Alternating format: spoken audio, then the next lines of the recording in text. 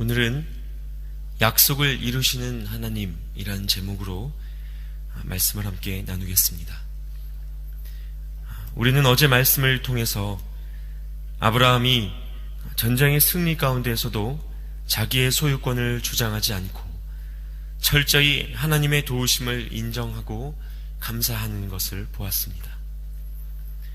그런 그에게 오늘 하나님은 아주 귀중한 약속 한 가지를 더 주고 계십니다. 네 몸에서 상속자를 주시겠다는 것, 그리고 너의 자손을 하늘의 별과 같이 하시겠다는 약속이었습니다. 그러나 사실 아브라함에게는 상처가 있었습니다. 그 상처는 무엇입니까? 자녀가 없다는 사실이었습니다. 그 당시만 해도 자녀는 축복의 상징이었고, 반대로 자녀가 없다는 것은 하나님의 축복을 얻지 못한 인생을 살고 있다는 증거로 해석되기도 했습니다. 바로 이 상처 때문에 아브라함은 자신에게 나타나신 하나님께 이렇게 말하기 시작합니다. 주 여호와여, 무엇을 내게 주시려 하나이까? 나는 자식이 없사오니 나의 상속자는 이 다메섹 사람 엘리에셀이니이다. 주께서 내게 씨를 주시지 아니하였으니, 이렇게 말하고 있습니다.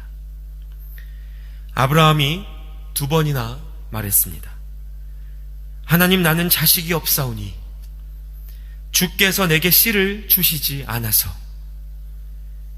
아브라함의 이 고백 안에는 분명히 하나님을 향한 원망의 마음, 그리고 마음 깊은 곳에 서러움이 있었을 겁니다. 사람은 누구나 마음의 상처 또는 그 흔적을 안고 있습니다. 인생이 마음대로 흘러온 사람은 아무도 없습니다. 그래서 언젠가 경험했던 결핍으로부터 상처의 씨앗이 생깁니다. 대부분 그 상처의 씨앗이 어린 시절 부모와의 관계를 통해 결정되지만, 어른이 되어서도 내 인생에서 꼭 바꾸어 보고 싶은 지난 날이 종종 있기 마련입니다. 다시 말해, 반복된 실패의 경험, 이것은 우리에게 상처가 됩니다. 그러나 하나님은 집요하게도 그것을 다루십니다. 우리가 하나님을 만나고 인격적으로 경험하게 된다면 하나님은 우리 마음 가장 깊은 곳의 뿌리까지도 끄집어내시는 것을 경험할 수 있게 됩니다. 그것이 무엇 때문인가? 그 상처를 끌어내서 우리를 다시 아프게 하시기 위함인가? 그렇지 않다는 것입니다. 가장 깊은 곳에서부터 우리를 헤아리시는 하나님이 그 마음을 고치시고 새롭게 하시고 이전에 경험하지 못했던 자유함을 경험하도록 하시기 위하여, 축복하시기 위하여 그 상처를 끄집어 낸다는 것입니다. 그리고 우리의 소원보다 더 좋은 것으로 그 마음을 채워주시기 위함이라는 것입니다. 아브라함에게 있었던 무자식의 상처, 하나님은 이미 그것을 알고 계셨습니다. 그리고 외면하지도 않으셨습니다. 그래서 오늘 말씀 4절에서 말씀하시기를 네 몸에서 날 자가 너의 상속자가 되리라 라고 하셨습니다. 그리고 그를 밖으로 이끌고 나가 수많은 별을 보여주시며 네 자손이 이와 같을 것이라고 축복해 주셨습니다. 여러분, 이때의 아브라함의 표정을 상상해 보시기 바랍니다. 자식이 없어서 겪었을 개인적인 서러움, 사회적인 무시, 아내와의 갈등, 하나님을 향한 원망,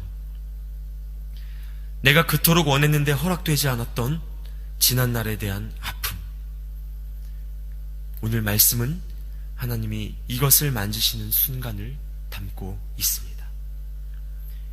여러분, 우리에게 어떤 상처가 있습니까?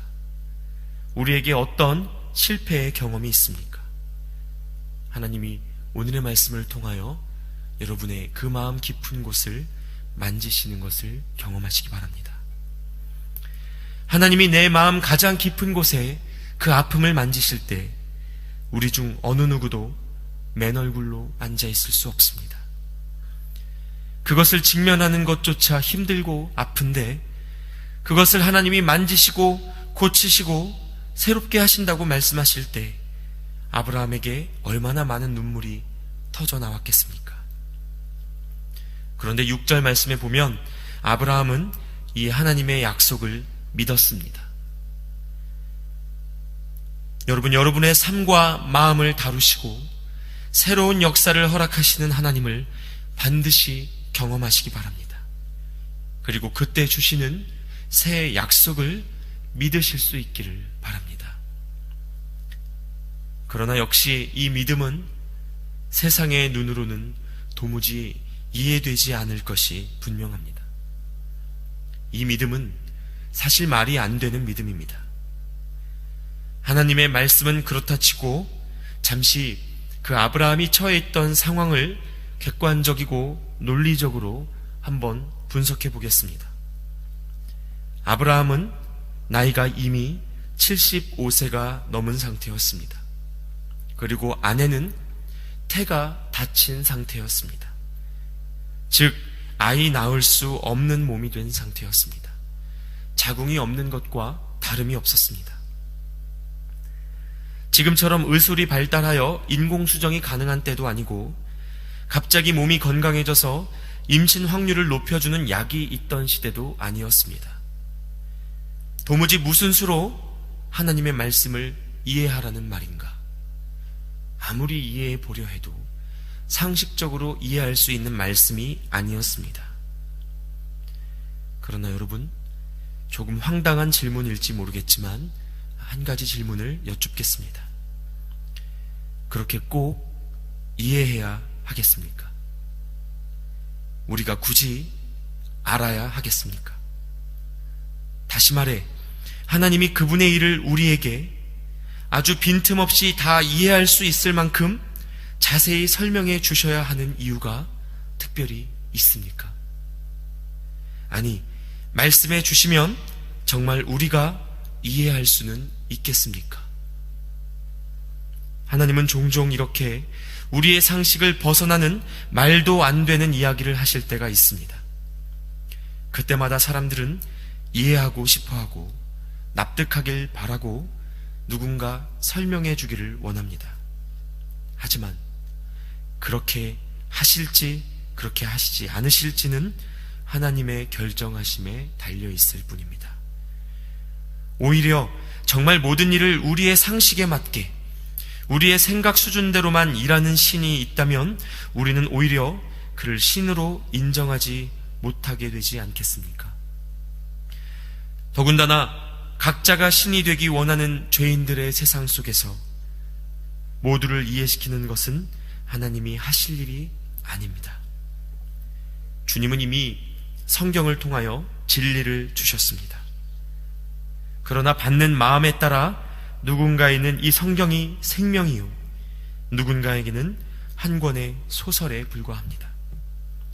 하나님의 침묵도 받는 마음에 따라 누군가에게는 응답이요, 누군가에게는 무시입니다.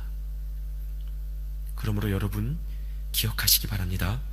하나님은 이해의 대상이 아니라 믿음의 대상입니다. 그렇게 이해할 수 없을 때 따라가는 것이 순종이라고 하나님은 가르치고 계십니다. 정말 하나님이시라면 우리의 생각 이상으로 그것을 뛰어넘어 일하셔야 하는 것이 당연한 일입니다. 많은 사람이 성경을 볼 때 또는 하나님의 일하심을 보고 말씀을 들을 때에 자기 마음에 들지 않는 이유로 하나님을 믿지 못합니다. 자기 수준으로 이해하지 못하니까 하나님의 역사를 기다리지도 바라지도 못합니다. 이런 비극이 없습니다. 그러나 이럴 때 우리는 기억해야 합니다. 하나님이 지금까지 스스로 하신 약속을 어기신 적이 있었는지 한 번쯤 생각해 보아야 합니다. 가만히 생각해 보면 하나님은 지금까지 정말 신실하게 세상의 역사를 주관해 오셨습니다. 그리고 성경의 모든 약속을 친히 이루어 주셨습니다.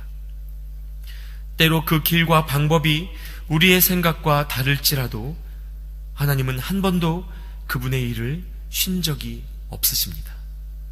여기에 우리의 소망이 있습니다. 아브라함은 그것을 알고 있었습니다. 아버지의 땅으로부터 자기를 불러내신 하나님, 두려움 때문에 아내를 누이라고 속였을 때에도 그를 건져내신 하나님, 318명의 비전문 부대로 가나안 동맹국가 군사연합을 능히 물리치게 하셨던 하나님, 그 하나님을 아브라함은 기억하고 있었습니다. 우리 역시 그 하나님을 기억한다면 아브라함이 그랬듯 믿을 수 있습니다. 믿지 못할 것은 하나님의 약속이 아니라 믿음 없이 불안에 떠는 우리의 마음입니다. 그러므로 잠잠히 하나님의 일하심을 바라보며 기도하는 믿음이 우리에게 있기를 바랍니다. 바로 지금 이 시간 하나님은 우리 안의 불가능을 가능으로 바꾸어 내실 수 있는 하나님이십니다. 내 영혼아 어찌하여 내 속에서 불안해하는가? 너는 하나님을 소망을 삼으라. 오늘 말씀에서 하나님의 약속을 믿었던 아브라함, 그는 가나안 땅을 그의 소유로 주시겠다 하시는 또 하나의 약속을 보증받기 원했습니다. 그리고 하나님의 말씀에 따라 제사, 즉 예배를 드리기 시작했습니다. 특별히 그는 산비둘기와 집비둘기를 제외한 암소와 암염소, 숫양 등 모든 제물의 중간을 쪼개어 제사를 지냈고, 그러던 중 깊은 잠이 임하고 또 흑암과 두려움이 임했습니다. 그리고 그 자리에서 또 한 번 약속을 확증해 주시는 하나님의 음성을 듣게 되었습니다. 17절 말씀에 해가 져서 어두울 때에 연기나는 화로가 보이며 타는 횃불이 쪼갠 고기 사이로 지나더라 라고 기록되어 있습니다. 이 쪼갠 고기 사이를 지나가는 것은 당시 고대 사회의 그 계약 체결 의식 중에 하나였습니다. 약속을 체결하는 이 둘 중 누구라도 이 약속을 파기하면 그 재물처럼 쪼개질 것이라는 의미를 담고 있으며, 이 언약이 반드시 이루어질 것임에 대한 보증이라고 할 수 있습니다. 다시 말해 하나님의 약속을 받은 아브라함은 예배했습니다. 그리고 그 예배를 통하여 하나님은 다시 한번 아브라함을 향한 언약을 굳건하게 해주셨습니다. 하나님의 약속을 가진 자가 드려야 할 마땅한 반응은 무엇인가? 우리 마음의 아픔과 상처를 고치시고 새롭게 하신다 하시는 하나님의 약속을 가진 자가 해야 할 것이 무엇인가? 오직 예배라는 것입니다. 하나님의 약속은 우리가 억지 부린다고 이루어지는 것도 아닙니다. 다른 어떤 방법으로 확인할 수 있는 일도 아닙니다. 오직 예배를 통해 하나님께서 친히 확인시켜 주시고 이루어 주시는 일을 볼 수 있게 되는 것입니다. 그러므로 여러분, 먼저는 아무도 알지 못하는 내 마음 깊은 곳을 다루시는 하나님을 경험하시기 바랍니다. 그리고 그 약속을 지니고 있다면 예배하기에 힘쓰시기 바랍니다. 하나님의 약속이 더디 이루어질 때 우리는 우리만의 대안을 만들려 하고 또 한 번 내 마음 안에 상처를 쌓아갑니다. 내가 이번에 하나님을 믿었더니 역시 이번에도 아무 응답이 없으셨어. 그러므로 이번에는 내 방법대로 해야겠어. 사람은 대안을 만들고 하나님을 향한 불신을 쌓아가는 것입니다. 그러나 쪼갠 고기 사이로 지나며 이 약속은 내가 반드시 이룰 것이다 말씀하시는 분이 하나님이십니다. 하나님 스스로 책임지시겠다고 오늘 이 시간에도 말씀하고 계십니다. 그러므로 여러분, 끝까지 하나님을 신뢰하십시오. 하나님의 약속을 갖고 있다면 우리 앞에 놓인 벽은 넘지 못할 산이 아니라 하나님의 능력을 보게 할 거울일 뿐입니다. 이 시간 함께 기도하시겠습니다.